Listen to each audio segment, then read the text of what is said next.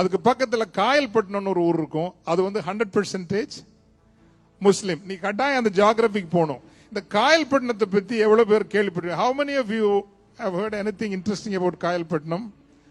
Around 35,000 people there. Please listen to this very carefully. Around 35,000 people here.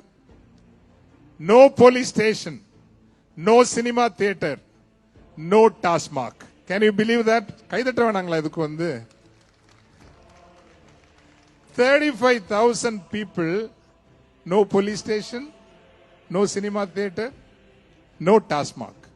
And the village goes on peacefully, harmoniously. Which means, I have always believed the world runs not because there is law, there is, police stations. The world runs not because there are courts, and the world runs because people are guided by their conscience and then the inner self. If you are guided by your inner self, then only you have real peace. And Mr. Habib comes from that village which has proven for time immemorial that 35,000 people can be guided by their inner self, and he will not cheat you, he will not let you down. Can I assure that? Can I assure everyone that? Yes, that's why I'm here. I have no reason to be part of a real estate, a community program. Somehow I like him, the energy, the sincerity, the honesty and integrity he brings into anything he undertakes.